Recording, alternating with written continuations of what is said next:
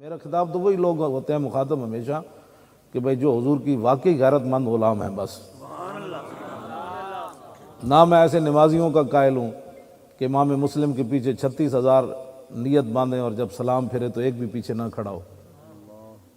تو ہمیں سے پریشانی بھی نہیں ہوتی، لیکن کم از کم تنبیہ ہم ضرور کرتے ہیں کہ جس بندہ ادھر جناب کھو سبحان اللہ جی ادھر تے نہیں آ سکتے، جناب حالات نہیں ٹھیک. تو ایسے بندہ جو ہے اس کو ویسے بھی ایسے جناب کوئی بیٹھا ہے، کوئی جناب دیکھ رہا ہے دوسرے کو، بھئی یہ ہاتھ اٹھا رہا ہے، تو پھر سمجھا ہمیں کہ دین کیا ہے. تجھے ہم سٹیج دے دیتے، ہم ادھر بیٹھ جاتے. میں نے کل بھی پرسوں بھی یہ جتنے بھی تھے میں نے افسران ان کو کہا، میں نے کہا دو ہی باتیں ہیں، یا دین سمجھو یا ہمیں سمجھاؤ، تیسرا بات نہیں ہے. آپ میں آپ کے سامنے بیٹھ جاؤں، مجھے سمجھاؤ دین کیا ہے، ورنہ سمجھو. تیسری صورت یہ ہے کہ جن ٹوٹوں سے آپ نے دین سیکھا ہے یا ٹوٹ ہمارے سامنے لاؤ. بس تین ہی باتیں. جن لوگوں نے تمہیں غلط دین سمجھایا ہے وہ ٹوٹ ہمارے سامنے لاؤ، ایک گھوڑ پواؤ دنیا تے ساڑا، ایک میچ کراؤ. جنہاں ٹوٹا نے دین دی غلط تشریح کی تھی، یہود و نصارہ دی ایجنٹ حکمرانہ دے تھلے لگ کے حالات اپنے مدرسے بچائے، اپنی خانقاہاں بچائیاں اور اپنی مسجداں بچائیاں اور اپنے آپ دیاں شخصیتاں بچائیاں، حضور دی عزت تے پیرا نہ دے سکے، وہ ٹوٹ ساڑے سامنے لے آؤ. تو یا پھر ساڑی گل سمجھو. نہیں جی ہم تو دین نہیں جانتے. میں نے کہا نہیں جانتے تو پھر ہم سے سمجھو، اس مسئلے کی حساسیت کو سمجھو. تو بہرحال ہمارا تو اتنا ہی کام ہے، منوانا تو ہمارا کام نہیں ہے. تو اس مسئلے کی حساسیت کو سمجھو، ناموس رسالت کے مسئلے کی حساسیت. ناموس رسالت کے مسئلے کی حساسیت کو سمجھا جائے. ہمارا اتنا ہی مطالبہ ہے، کوئی ہمارا کوئی بات نہیں. اس کی جو حساسیت ہے اس کو سمجھا جائے. نہیں سمجھ آتی تو پھر سمجھو. ہر نتھو پھتو غیرے کو ہم اس مسئلے میں بات کرنے کی اجازت نہیں دیتے. ایک افسر مجھے کہنے لگا، جن رٹی رٹائی جو ان کو جملے پڑھائے جاتے، وہ کہنے لگا دیکھیں نا جی ہمیں سائنس حاصل کرنی چاہیے. میں نے کہا رک جا، یہ تیرے رٹے رٹائے جملے ہیں. میں نے کہا بتا عبد القدیر کو ہم نے قومی مجرم بنایا. ایسے کانپنے لگا. میں نے کہا ایک ہی سائنسدان تھا، تم نے اسے معافی منگوائی ٹی وی پر کھڑے ہو کر، بھئی میں قومی مجرم ہوں، میں نے راز آؤٹ کیے ہیں، میں نے ایٹمی لوگوں کو میں نے کہا دنیا کے اندر مجرم تم نے بنایا عبد القدیر کو کہ ہم نے بنایا. پھر ایسے جواب ہی کوئی. میں نے کہا یہ رٹی رٹائی جملے میرے سامنے نہ بول، میں جانتا ہوں ساری باتیں، میرا منہ نہ کھلواؤ.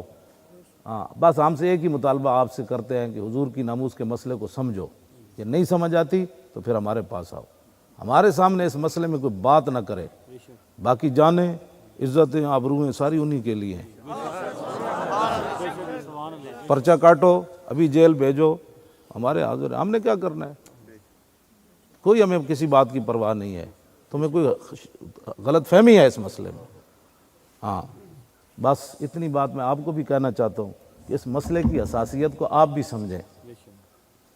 حضرت جی قبلہ پیر اعجاز احمد صحابہ حضور کے گھر کھانا کھا کر بیٹھ گئے. میرے آقا اندر گئے، دیکھا کھانا کھا کر یہ باتیں کر رہے ہیں. اب میرے آقا باہر نکل آئے، تھوڑی دیر انتظار فرمایا، پھر حضور اندر گئے، دیکھا تو صحابہ باتیں کر رہے ہیں. بس اتنی دیر لگی، اللہ نے قرآن کی آیت نازل کر دی. یا ایھا الذین آمنوا لا تدخلوا بیوت النبی الا یؤذن لکم الی طعام غیر ناظرین اناہ ولکن اذا دعیتم فادخلوا فاذا طعمتم فانتشروا ولا مستانسین لحدیث ان ذلکم کان یؤذی النبی فیستحیی منکم واللہ لا یستحیی من الحق. اتنی لمبا قرآن رب نے نازل کر دیا. او میرے محبوب کے گھر آئندہ داخل نہیں ہونا، آئندہ کھانے کا ٹائم ہو تو میرے نبی کے گھر کی طرف بھی نہیں دیکھنا. غیر ناظرین اناہ، کھانے کے ٹائم اناہ کہتے ہیں عربی میں. تو ادھر دیکھنا بھی نہیں ہے کھانے کے ٹائم کے حضور کے گھر کیا پک رہا ہے. دھواں اوپر اٹھ رہا ہے تو کیا پک رہا ہے اس وقت.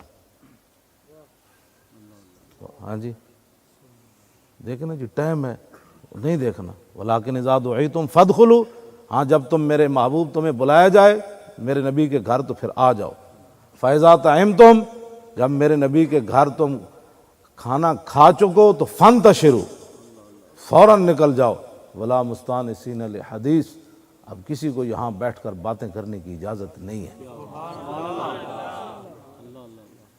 میں اب بتائیں اتنی بات بھی ہو گئی، ہم کہتے ہیں جی تھوڑی سی برداشت بھی تو ہونی چاہیے۔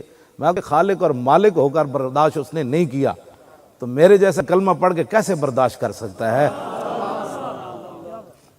تو کیسے کون سے دین کی بات کرتا ہے وہ ہمیں بھی سمجھا۔ حضرت اگلا لفظ بہت ہی عجیب ہے، ہاں جی، ان ذالکم کان یؤذی النبی، یہ تمہارا بیٹھنا میرے نبی کو دکھ دے گیا۔ بتائیں جی گستاخ رسول کی بتیاں جلنے سے نبی کو دکھ ہوا کہ نہ ہوا؟ اور جو ان بتیوں کی حمایت میں ہمارے علماء کو گرفتار کریں اور جناب روڈ بند کریں کہ یہاں گستاخوں کی بتیاں جلنی ہیں، تو صرف نبی کو اتنا، وہ صحابہ بیٹھے، صحابہ وہاں چغلیاں نہیں کر رہے تھے بیٹھ کر، حضور کی شانیں ہی بیان کر رہے ہوں گے نا، لیکن فرمایا نہ، میرے نبی کو جو دکھ ہو گیا، شانیں بھی بیان کرنی ہے تو اس صورت میں کرو میرے نبی خوش تو ہو۔ یہ ہے بات، اس مسئلے کو حساسیت کو سمجھا جائے۔ اتنی بات ہے نا جی، آج لوگ ہمیں کہتے ہیں جی تھوڑا سا تحمل کرو جی، تھوڑی سی برداشت پیدا کرو۔ میں کہ وہ خالق اور مالک ہو کر صحابہ پوری امت گرد راہ کو بھی نہیں پہنچ سکتی، رب نے ان کی اس بات کو برداشت نہ کیا کہ میرے نبی کے دل میں گزر گئی کہ تم ابھی بیٹھے ہوئے نکلے نہیں۔ تو یہ باتیں ہیں جو سمجھنے والی ہیں، اور نہیں اگر کسی کو سمجھ آتی تو ہمارے پاس تو تھرمامیٹر نہیں ہے کہ اس کو سمجھایا جائے، لیکن وہ کوشش کرے۔ یہ مسئلہ بہت ہی حساس ہے، سب سے بڑا کائنات میں مسئلہ حساس ہے ہی یہ، ہاں جی ہے ہی یہ۔